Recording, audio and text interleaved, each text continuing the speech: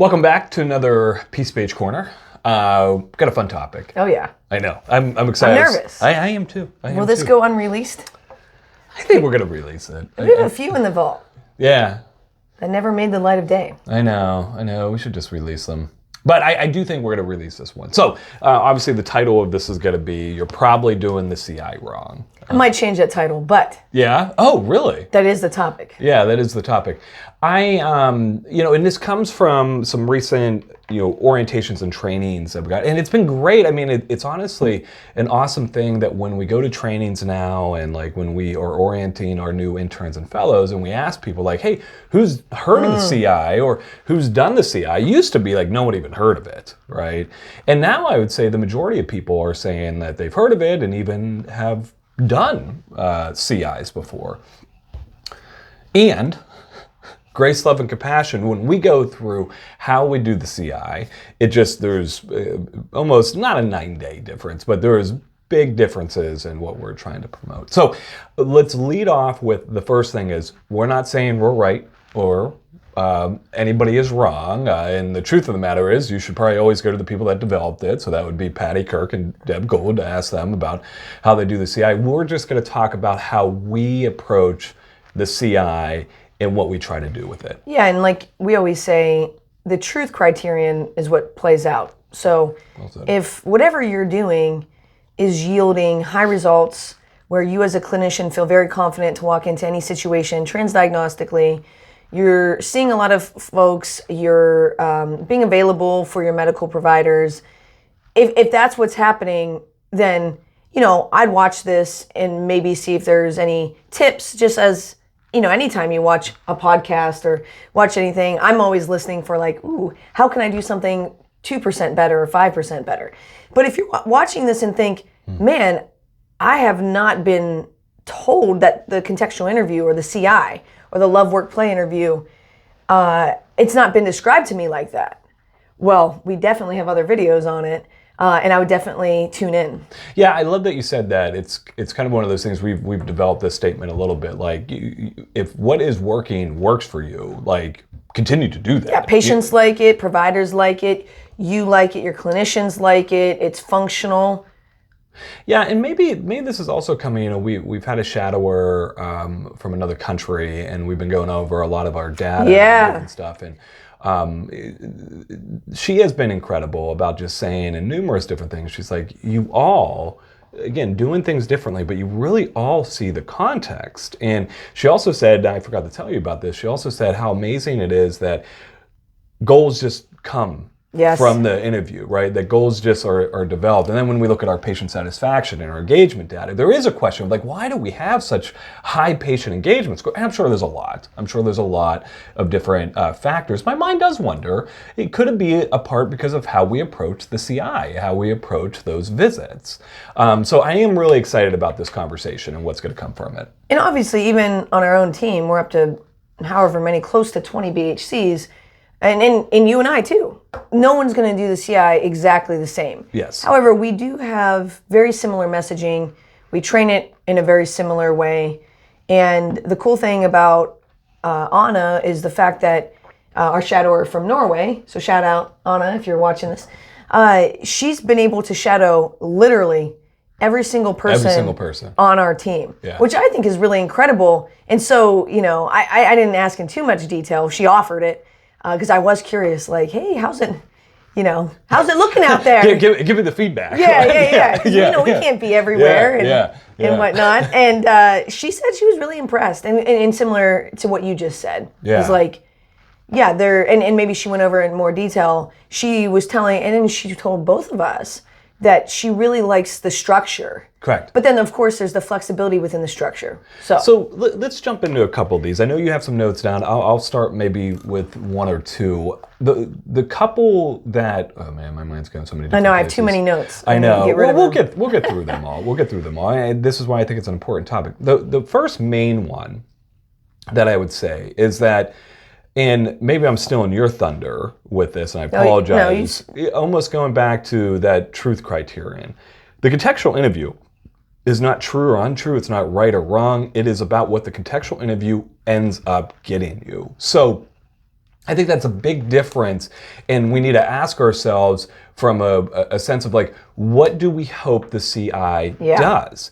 If you're looking, and again, not saying right or wrong, just saying this is what we would maybe not caution against, but just be intentional about, is that if you're looking at the CI just literally to fill in just like the EHR demographic section, and that you're looking almost our one intern kind of saying like it's like the appetizer, right? Like it's like the start of the thing. You're just doing it because we're supposed to do it. It's still this leftover remnants of how we traditionally done psychotherapy, just in a more efficient way.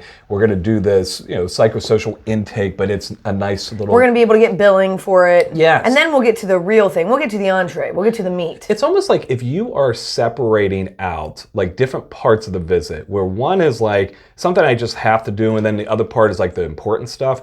If you're doing that, just from my perspective, grace, love, and compassion, what my mind says, it's like that just is not the way that I do the CI. Versus the CI, and I love that one of our psychologists, she was talking about working with trauma with our interns in a didactic, and she said a really great thing. Emily Faust, shout out to Emily Faust. She said, look, don't look at the CI as information gathering.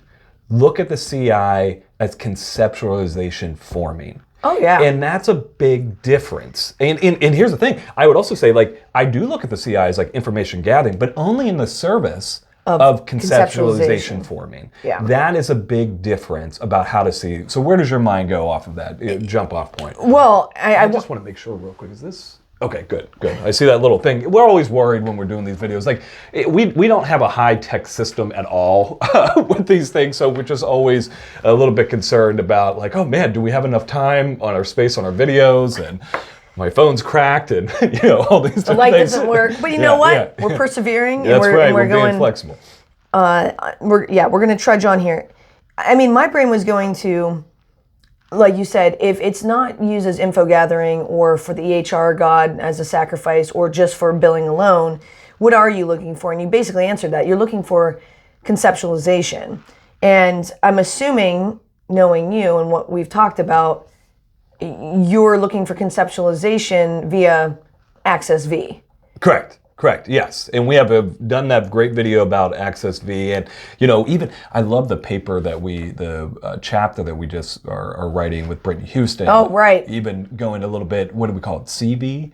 Their context, internal, external, and then their values. Whatever it is. Yeah, do you want to tell the audience? So I'm going to put you on the spot here. Yeah, no. So Bridget, again, as Bridget does, we're writing an article about PCP communication, and we're talking about Access V and the contextual interview, and the reality that PCPs might not have as much time as we do, nor maybe have as much knowledge in these regards to Access V. So kind of condensing it down, and I don't know if condensing is the right word, but kind of having simplification of it, that for a PCP, asking yourself, how does this person see themselves in their world, internal context, and their teams, thoughts, emotions, association memories, and body sensations, and then what's their external context? So that's the C of the CV. So it's like their context. How do they approach the world? How does the world approach them? How do they perceive that? And the second one is just, what are their values? What's important to them?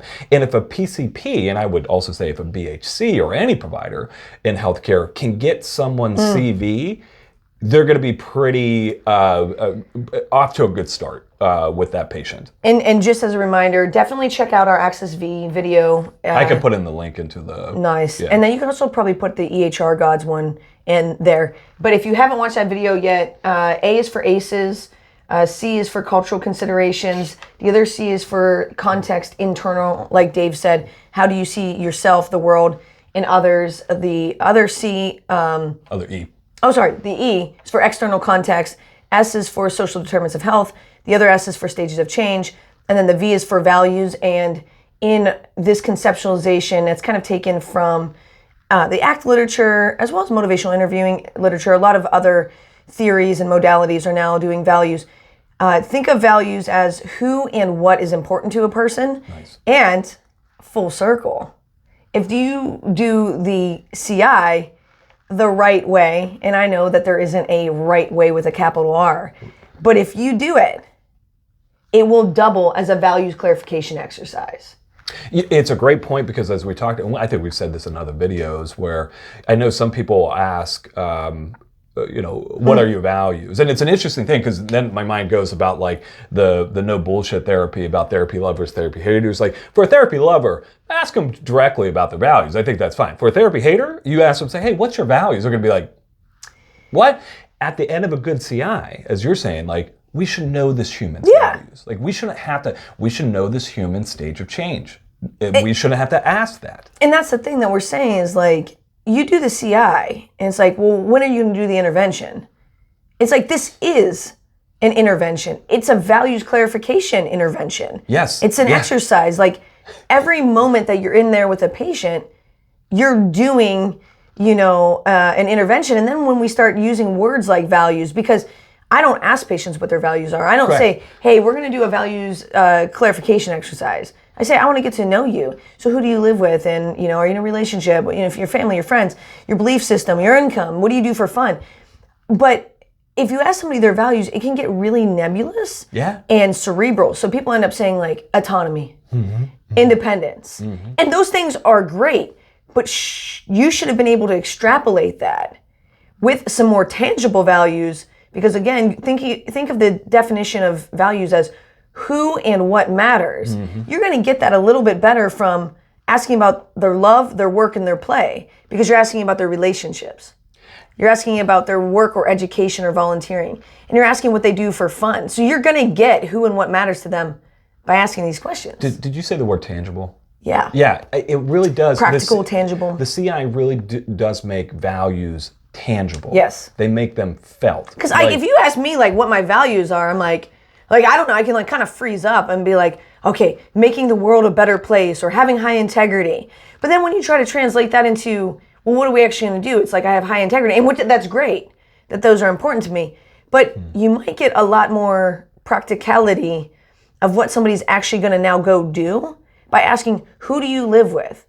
Are you in a relationship? Who are your family? Who are your friends? I love this so much because, again, the way you're describing it is almost how we want to describe like functional contextualism, in a sense of we're going to gather all this information so we can start to have an experience about who this person is, that it's going to start to ignite and light up who this person is because it makes sense that they're that way. It makes sense that this is who they value. It makes sense this is how they see their world. It makes sense what their stage of change is. Like all those things start to become just like, I wish illuminated. It's like a video game. It's like you're punching in the code and everything's just like spiking when you're doing the CI. Yeah, and the other thing is like, the illumination process is for the clinician. It's also for the patient.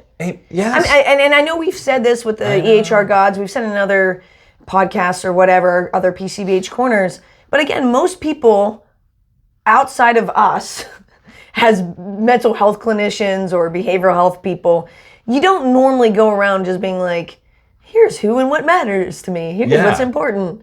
So when somebody's taking that minute or moment, I should say, to learn about you, they might be hearing some of this stuff from themselves. I mean, how often have you been doing a CI and you literally are just doing like reflective listening? Not like you're not trying to do reflective listening. You're just like you're in the process with the patient. You're like, oh, okay. So you live with your husband and your 2 kids and you're working full time and you're going to your spin classes.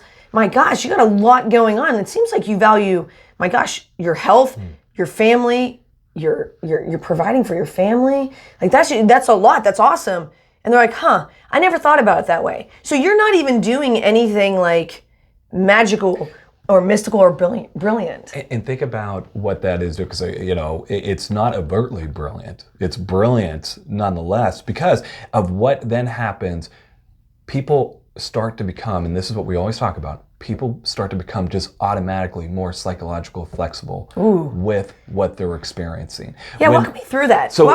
I know what you mean. But so when you're starting to ask these questions, and as you said, not only are you starting to see, like you're putting up a mirror. I talked with patients about this because oftentimes I'll tell people, it's like my favorite thing is like I just get to put up a mirror for you to be able to see yourself with what's going on.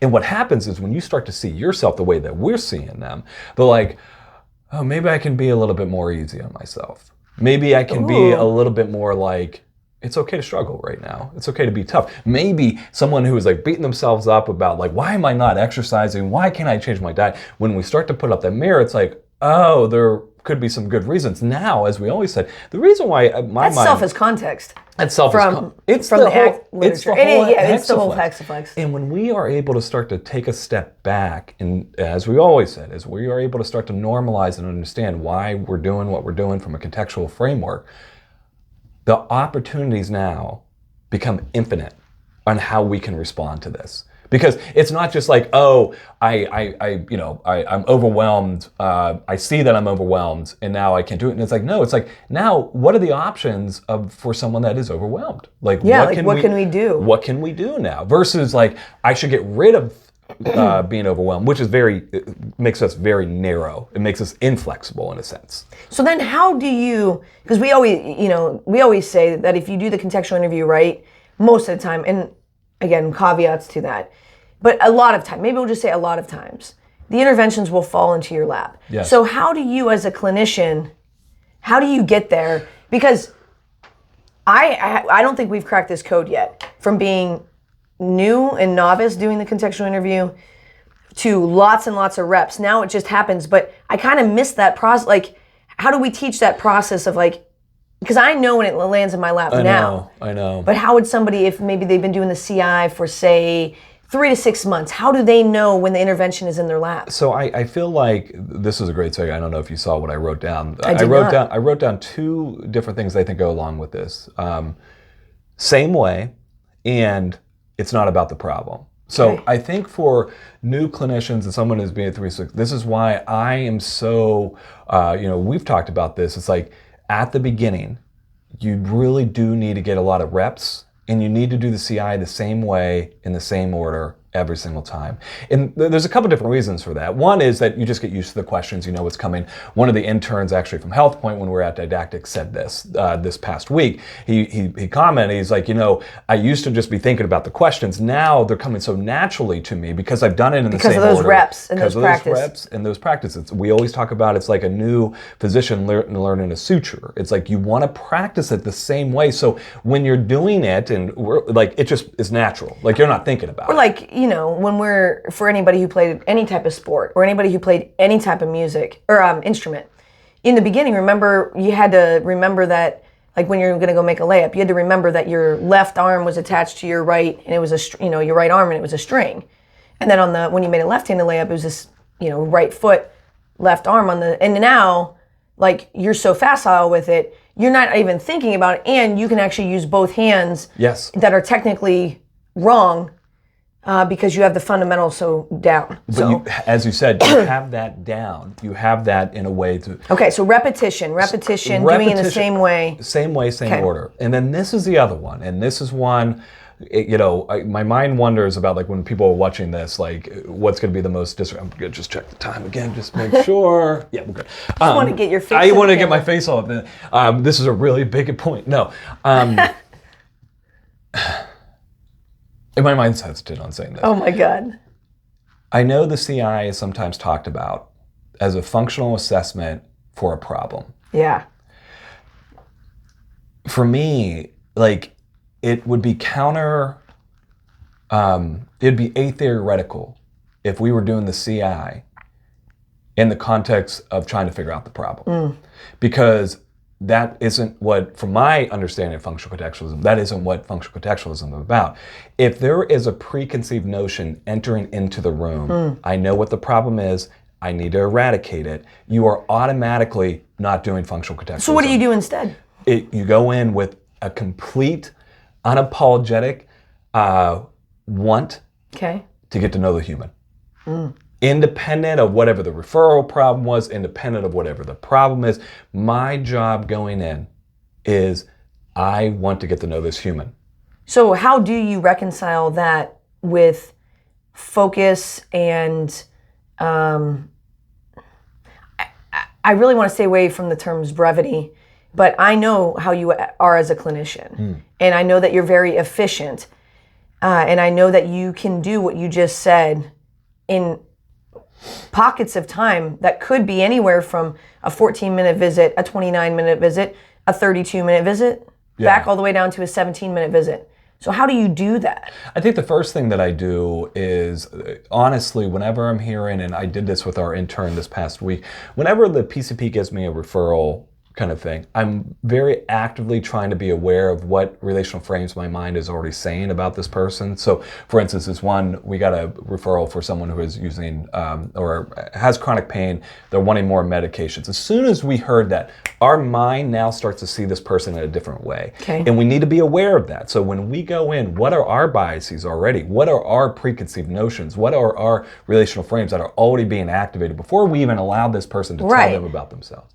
Then I think the second thing is going through, you just have a lot of reps. That's one of the points. How often did we contextual interview like TV characters? We did it with our families and our friends, along with patients and who we're ourselves, like doing a lot of reps. And then I think it goes back to that ability of the George Costanza, which I think is a skill. It's a belief in a moment at a time, and it just is also through reps, is that knowing, hey, we don't have to do something like incredibly like magical. Like it almost like, I don't know, I'm rambling here. It would almost be, I asked you some pretty tough questions. If I was gathering the context for this human and I thought that something that I was going to do was going to eradicate this person's context, that again would be atheoretical to contextualism. Right. So that frees me up from having to cure this person, frees me up to having to believe this person needs to, do something or whatever, like that I know the answer to this person. Yeah. It allows me now to be more flexible with, hey, what if we just moved towards your values? What if we just got us closer to that? I've been saying like a 1 degree change. I've been on that kick for a while. It's a good thing about like ships, right? Like make a 1 degree change and 5 miles down the road, you are on a completely different course. So that's what helps me. Yeah. It would be 1, reps, 2, very much trying to free yourself, or you're not going to free yourself, but being aware of the relational frames that are activated to try to just learn about this human and be curious, and believing in a moment at a time in contextualism that, hey, 1 degree change might be a profound thing. And back to what you were saying about the mirror, it's kind of the illumination process that's happening for the patient, it's happening for you as the clinician. I would imagine during that process, that's when you're able to see things land in your lap. Oh, because folks are, they're saying it out loud, like, well, yeah, I mean, I guess I shouldn't be so hard on myself. Like, I mean, now that we've said all this, it's like, okay, so if you weren't as hard on yourself, like, what would that look like? Correct. And then that's the moment. Like, that's the moment. Or, if they have kids, maybe they're teenagers and they're real hard on themselves, and you're like, hey, what do you normally recommend for them? They're like, well, and then they have like a really clear plan. It's like, can we try that for you? And it was elicited. Yeah. Through and that's how you get efficient at it. So it's like you don't get efficient at the contextual interview. You get efficient at seeing what you're trying to do. You know what I mean? Like those core principles. And so for me, I use I learned the ACT hexaflex and then the FACT pillars. And then the Matrix exercise by Kevin Polk. And the way that Kirk talks about, I know that when we did the ELO for CFHA, I'm constantly referencing it. It's actually on one of my playlists. It's on, I think, my onboarding playlist. Because he was just so brilliant in it. And he's like, you don't have to have all these different things. He's like, you just have to narrow down a few things that you're looking for. So for me, it's in the Matrix exercise, which is, I'm constantly being like, values, teams. We talked about those earlier. Values, teams, avoidance, value congruent behavior. Values, teams, avoidance, value congruent behavior. Over and over and over again. So when somebody's talking and telling me about their love, work, play, my brain is automatically being like, ooh, values. Ooh, that's a thought, emotion, association, memories, and sensation. That's a distressing or challenging teams. Oh, I see the avoidant behavior, which is experiential avoidance, behavioral avoidance in the ACT literature. And then what is some of the value congruent behaviors? And so yeah, that's, I guess I'm listening for that. I'm listening for Axis V, and like back full circle to what you said in the very beginning of this corner, was that it's not about the CI per se, it's about what you're able to glean. You've used what it illuminates, what it activates. And the one thing that I love that you were saying a couple minutes ago, what do we always say? People don't fight. their own ideas. They don't fight their own ideas.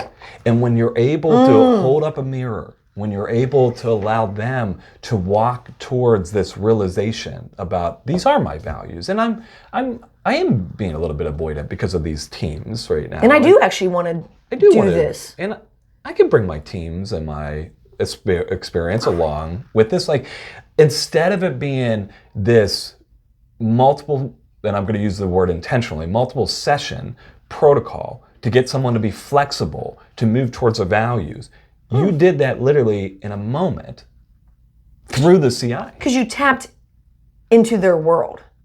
Yes. And you're operating within their world, hence the mirror. Because the mirror, is reflecting back. That's all about the patient's world. It's not about your world. It's not about your what you think is going to fix somebody. Now, we do have, and we've talked about this before, and it's in some of our other materials and stuff. We have talked about that the clinician expertise Paramount. Is paramount, and that's for another day. But you're using your expertise in the illumination process. You know what I love the most about this? I have clinic today. I have a full day of clinic. I'm going to have a shadower, I think, in the morning. Yeah. Just simply talking about this gets me so excited about seeing patients. It gets me so excited about doing the clinical work and the honor that it becomes. And that's where, if I looked at the CI as just a list of questions that I had to get through, that it was the appetizer, I wouldn't want to do the CI. I That's what we just sometimes, like last night, we had an appetizer, and then instead of having dinner, we went and got frozen yogurt. It was good. I know. Yeah. But it was worth it. It's going to tempt you too much as a clinician to skip over certain things because you just want to get to the part that you want to get to. So, if you look at it as, maybe your favorite part of the meal is the appetizer, but you want to skip the main course, or, we can get crazy with this metaphor. But the point is it's like with the CI, if it's just looked at as something that's superfluous or supplemental or like an add-on, you're going to just skip it and get to the part that you want to get to. Which goes into the thing, like, if you look at it that way, it's like, well, maybe I'll ask some of these questions. Maybe I'll go in a different order, right? All these different things. It's like, it just starts to break down, from our opinion. Again, not saying we're right or wrong, but just from, clearly our minds are going to say that we're right, but who knows? If this is where approaching the CI with this recognition about it's not an information gathering tool, it's a conceptualization formation tool. And when that is realized, it's like, oh, I'm going to ask those questions. Yeah. Like, oh yeah, no. It's a values clarification exercise. It's an illumination process. How many metaphors are we going to shove in this? And we should probably end now because we had said about leaving on a high note, but I can't resist it. I just wanted to say very quickly that in addition to everything that we've gone over with the CI, the contextual interview, and the love work, which is love work play plus health behaviors, in my head, the most important part of that is that love work play part. Okay. And so, which we don't need to get into in this corner. The other thing that I love so much about love work play and doing it the same way in the same order is that it's an encoding and retrieval process. And so even if somebody takes me out of order with verbosity in my head, I shouldn't say it like that, but you know what I mean. In my head, I absolutely am going in the same order. Correct. And then I'm picking us back up. Because I'm always conceptualizing it as love, work, play, love, work, play, love, work, play, love, work, play. You can't even do it enough times. And so that helps me with the encoding process and the retrieval process. And there's, one of the things that when folks shadow me, it's not the situation where they're like, oh man, that was brilliant. That's not normally the feedback. A lot of the feedback is, I can't believe that you hadn't seen them in how long had it been? 2 years? And you remembered, I know you glanced at your note, but it seemed like you really, you still knew the person, you knew the person. Or maybe we're doing a case consult in supervision and I had just read their note, I don't know, a month ago, and they're bringing up that same person. I'm like, oh yeah, so-and-so has this, and they're like, how did you know that? So, the interns are nice sometimes to us, and they're like, you have such a great memory, that's so amazing. And I don't think I have any more of a good memory than anybody else that is a practicing psychologist.